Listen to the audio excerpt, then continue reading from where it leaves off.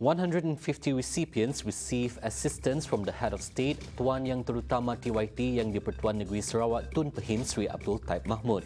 Premier of Sarawak to speak at Tokyo Climate Change Forum. CROC attacks, search and rescue ongoing for missing foreigner. Those are the headlines for tonight. I'm Lorenzo Isaac and this is TVS Nightline.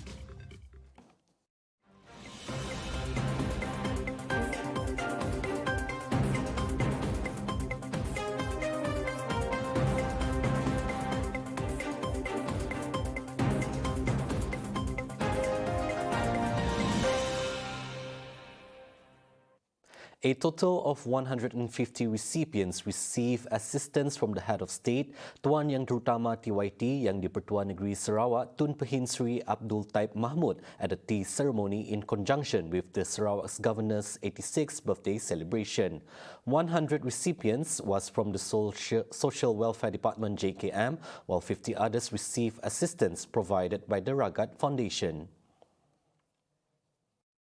JKM Sarawak contribution recipients, which were made up of 54 Elderly Assistance Scheme recipients and 46 Disabled People Scheme recipients, were giving cash aid and basic goods. A total of 50 people received donations from Ragat Foundation. The contribution was presented by His Excellency and witnessed by Toh Puan Datuk Patinggi Hajah Ragat Kurdi Taib.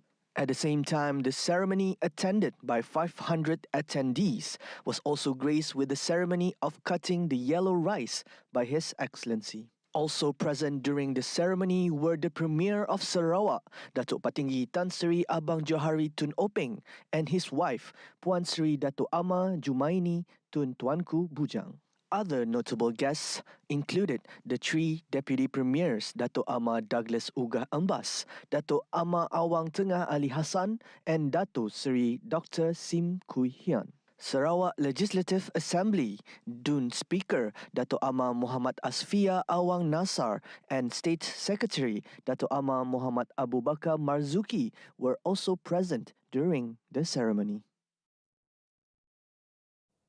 Premier of Sarawak, Datuk Patinggi Tan Sri Abang Johari Tun Openg, will be on an official visit to Japan starting Monday to talk on the issue of climate change as a panel speaker.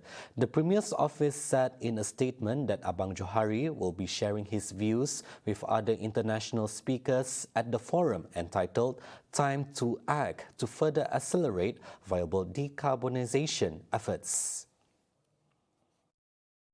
The forum will share related information and knowledge while calling for concrete actions to battle the growing threat of a climate crisis, with the aim of using green hydrogen more broadly around the world. The forum will also begin on October 12th with a keynote address by the International Energy Agency Executive Director Fatih Birol, to be followed by a panel discussion.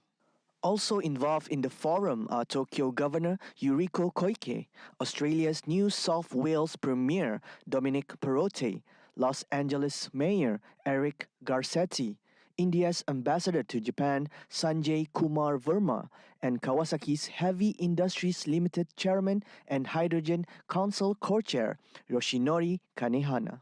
During the Premier's week-long visit to Tokyo, he and his delegation will be visiting the Tokyo Motor Corporation Motomachi plant and meeting with the management of Sumitomo Corporation. He will also be witnessing the signing of a Memorandum of Understanding (MOU) between the Sarawak government and Pertama Ferroalloys Sundiran Berhad. Abang Johari will be meeting with Japan's Ministry of Economy, Trade and Industry officials, the management of Marubeni Corporation and Ineos Corporation, as well as visiting the Tokyo Hydrogen Museum and Tokyo Oi Hydrogen Station. The Premier will be accompanied during the visit by the Sarawak Deputy Premier, Datuk Ama Awang Tengah Ali Hassan, who is also the state's Minister of International Trade and Investment.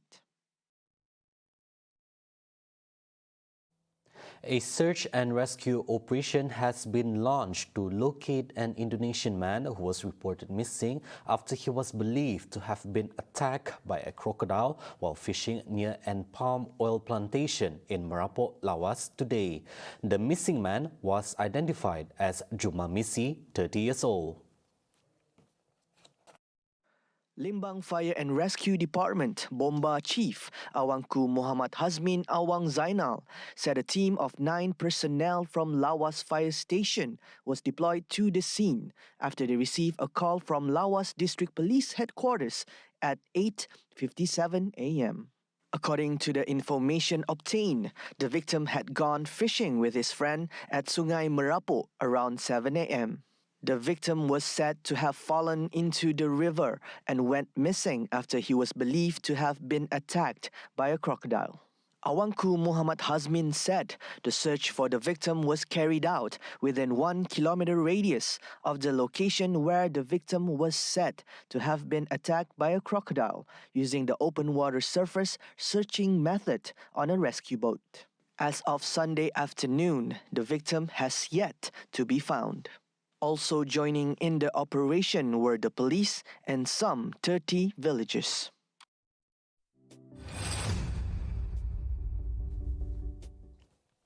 The construction of 90 out of the total 339 5G sites in Sarawak have been completed as of October 5th.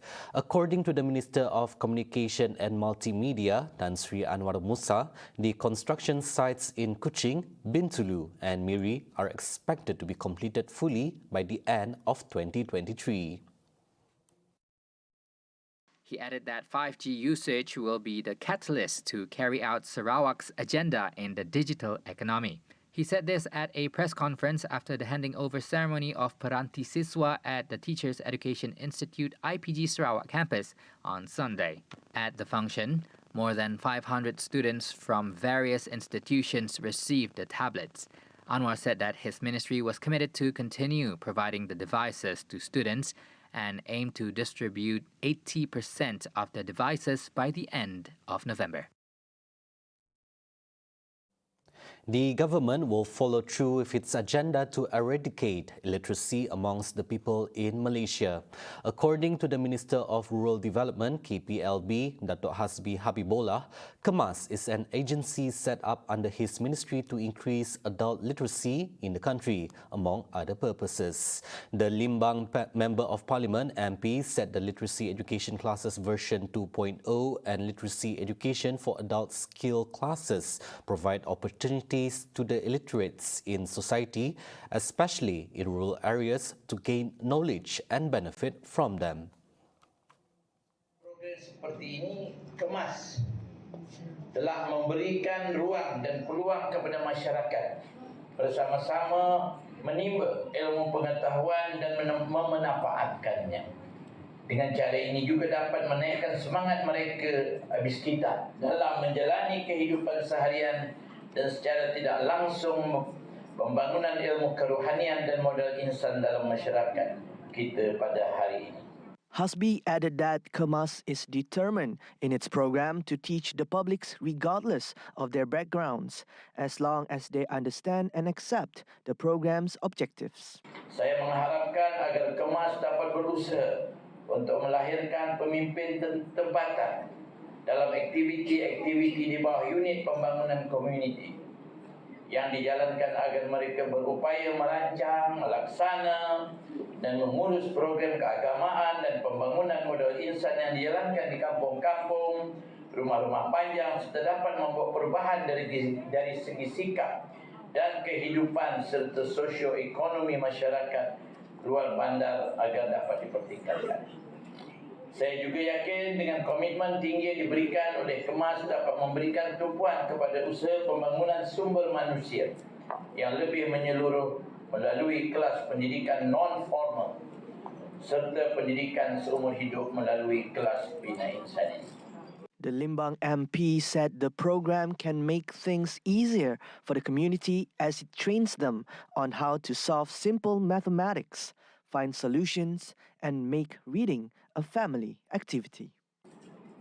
Program-program seperti ini juga diadakan selaras dengan pelaksanaan dasar kerajaan kita yang mahu mengubah sikap dan pemikiran luar bandar bagi memastikan penduduk luar bandar ini menerima arus perubahan dan pembangunan progresif di samping dapat memberi kemahiran dan latihan agar masyarakat luar bandar terlibat secara aktif dalam usaha meningkatkan taraf modal insan serta pendidikan ilmu agama, keluarga dan masyarakat. Selain itu, ia merupakan satu aktiviti yang memberi peluang kepada orang dewasa, belia wanis dan remaja yang tercicir dari pendidikan formal bagi mendapat ilmu pengetahuan. Hasbi explained this at the graduation ceremony of Class PLFV 2.0 and Kemas Leads Class Limbang Parliament Level 2022 on Saturday. In Limbang, 4 classes were established under the program involving Kampung Meritam and Kampung Limpasong under the PLFV class, as well as Rumah Panting, Kampung Sungai Poh and Kampung Bawang Obor under the Leads classes. Both classes were attended by 71 people 3 times a week. On another matter, the Limbang MP urged local authorities to prepare conducive amenities for fruit vendors with the fruit season being experienced in Limbang now. He said that the season has generated income for fruit vendors after the pandemic which affected their economic well-being. The amenities are important for the vendors, especially those in the rural areas, to enable them to do their business with ease. Saya tengok banyak orang berjual durian lah. Di Brunei, negara jiran pun banyak berjual di tepi jalan. Okey, orang ramai berhenti tepi jalan dan tempat kita di sini pun mungkin mana yang tak dapat bawa turun pun boleh berjual depan rumah. Orang pergi ke luar bandar melawat, membeli durian dari pokok lah kata orang. Kalau di bandar ni kalau boleh carilah tempat selamat untuk berjual yang mudah dikunjungi, mudah cari parking apa semua. Mungkin jabatan this council tolonglah sediakan tempat perniagaan yang sesuai untuk peniaga durian ni, sebab ini juga ada sumber pendapatan kita, orang petani-petani kita ni yang punya di Sungai inilah adalah rezeki, kata orang sini kerja rezeki menumpuk lah. Jadi kalau boleh sediakanlah tempat yang kondusif, yang selamat, yang mudah dikunjungi orang. Dan kepada penjual durian juga, kalau boleh harga tu janganlah mahal sangat, turunkanlah sikit dalam keadaan kita baru lepas Covid ni sama-samalah orang ramai dapat menikmati Hasbi, who is also the Minister of Rural Development, attributed the arrival of the fruit season in Limbang as befitting the vendors other than attracting local and international visitors, such as from Brunei. Meanwhile, the golden durians, which is also known as yellow durians, are widely accepted and the main choices of visitors from Brunei. The prices for a stack of yellow durians now on sale are significantly lower and affordable, which is from 25 ringgit to 40 ringgit a stack. 83-year-old Chinese mother received Maulidur Rasul Award for raising an adopted Muslim daughter. Malaysia's economy is not badly affected till next year. China says United States abusing trade measures with cheap export control. Right here on TVS Nightline, stay tuned.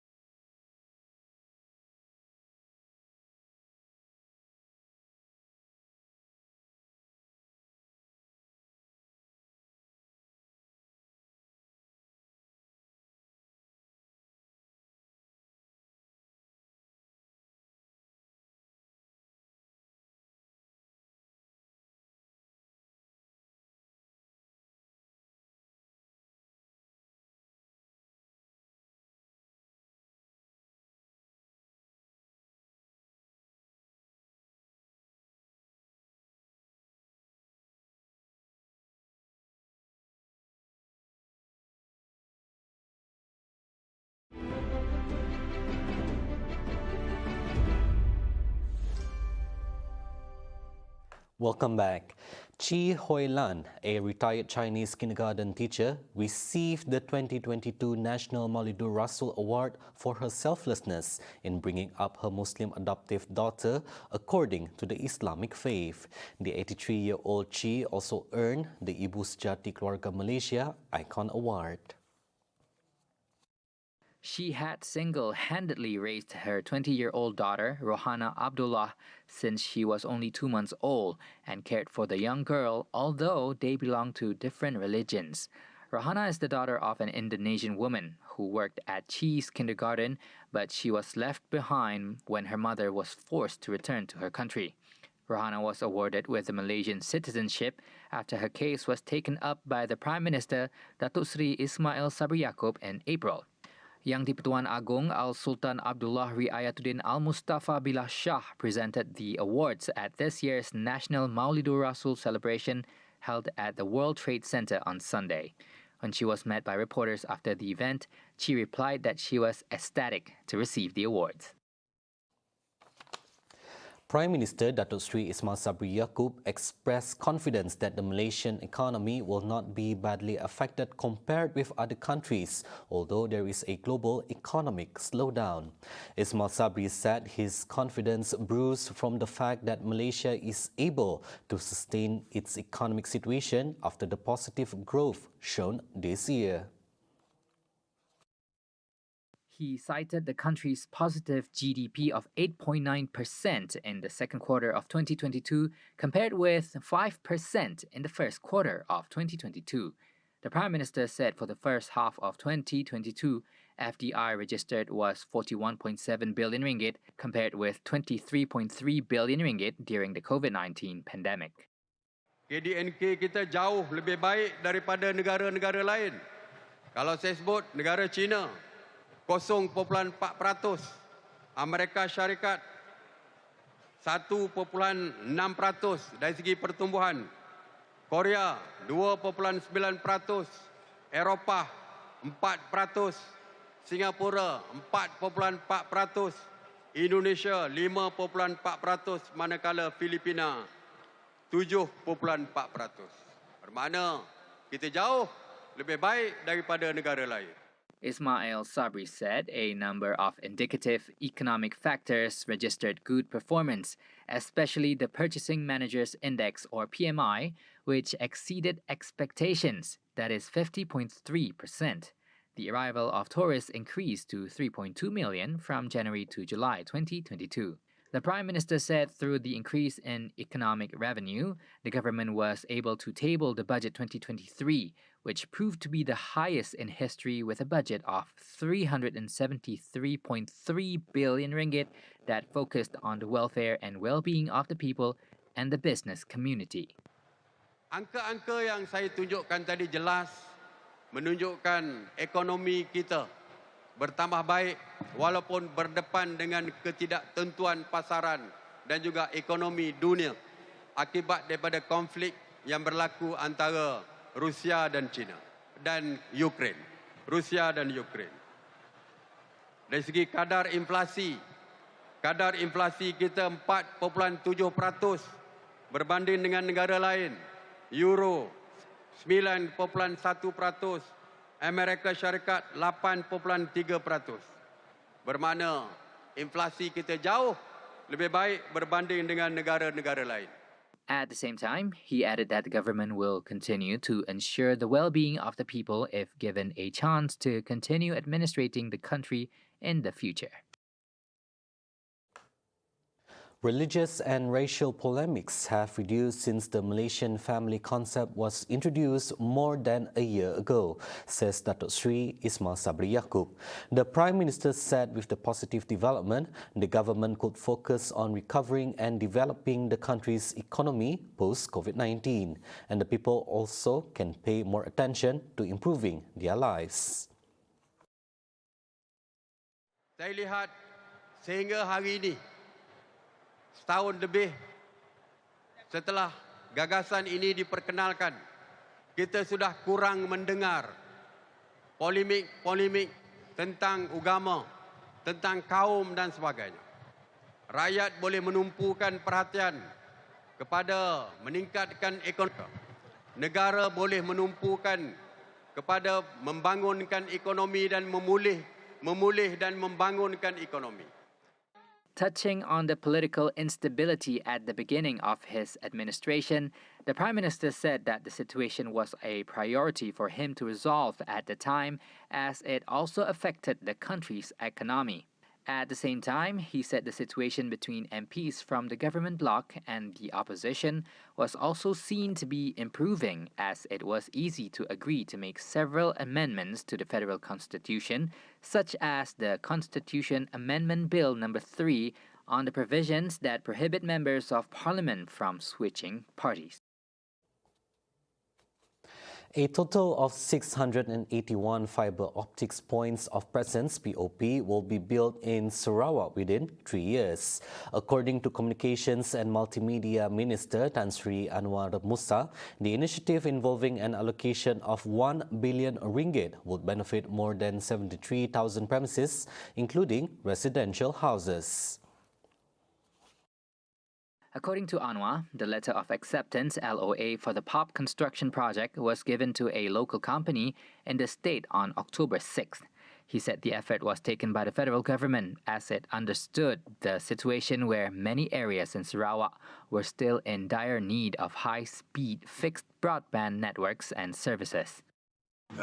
Apa yang kita lakukan melalui POP bagi perkhidmatan jalur lebar berkelajuan tinggi, di mana kita menumpukan ada melengkapkan jaringan gentian optik di kawasan-kawasan yang berhampiran dengan sekolah, premis kerajaan, kawasan-kawasan perniagaan, kawasan perkhidmatan kemudahan awam dan kawasan-kawasan komersial yang lain, supaya dengan gentian optik itu kawasan-kawasan 3 km di sekeliling atau di sekitar point of presence tadi dapat menikmati capaian jalur lebar berkelajuan tinggi yang lebih berkualiti.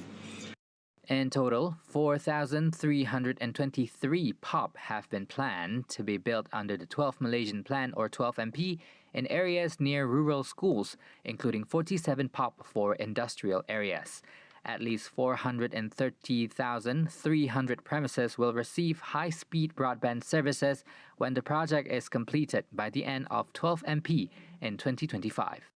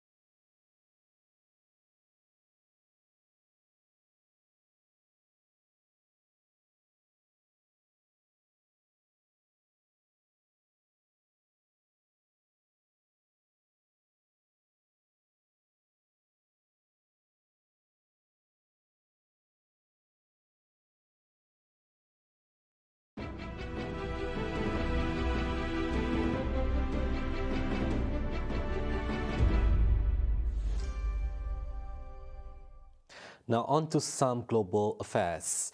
Japan has been struck with anxiety as North Korea fired missiles for the 7th time since September. On Sunday, October 9, the communist country launched 2 ballistic missiles which fell outside of Japan's exclusive economic zone (EEZ). According to Japan's Defense Minister Toshiro Ino, the first missile was fired eastward at around 4:47 p.m. Greenwich time and flew as far as 350 kilometers. SNBM の可能性含め、弾種等についても現在分析中でございます。while the second missile was fired 7 minutes later towards the same direction and reached a maximum altitude of 100 kilometers. Now, more than 2,000 forest firefighters in Spain took to the streets, demanding to be recognized as one of the country's security forces, similar to essential public services such as the police, army and firefighters. Currently, forest firefighters are hired by contract, more commonly during the height of summer when wildfires are most prone to occur.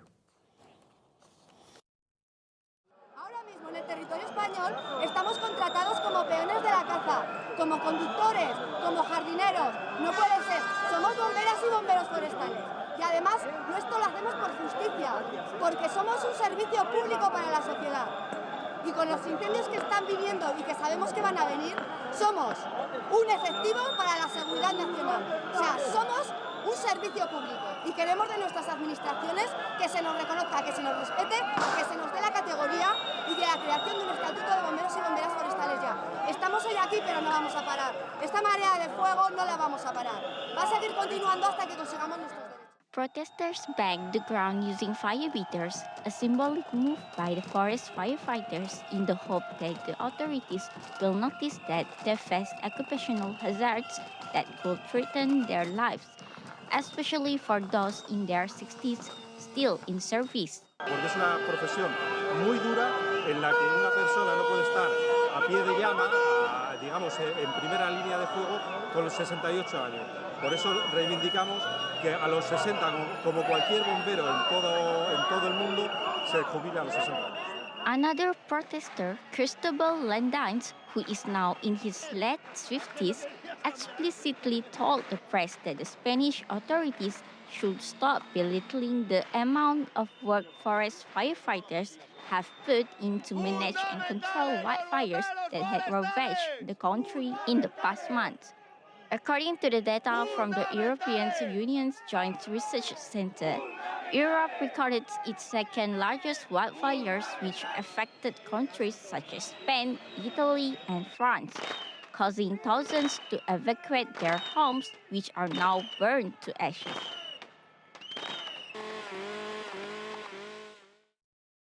Kuching has long been recognized as one of UNESCO's Gastronomy Creative Cities Network. To further strengthen its position in the world of gastronomy, the EAT Taste of Borneo Conference 2022 will be held soon. Celebrating the colorful taste of Borneo, on Sejahtera Asia tomorrow, the conference curator, Rain Melissa Riman, will be giving a taste of what the conference is going to serve, and she will be joined by Eric Lim Ern Yao, the sous chef of Borneo Convention Center Kuching. An episode you don't want to miss, 7:45 a.m. only on Astro TVS Channel 122 and My Preview. That's all the time we have for TVS Nightline. On behalf of TVS, I would like to wish to all our Muslim friends, Salam Maulid Rasul. I'm Lorenzo Isaac. Thank you for watching.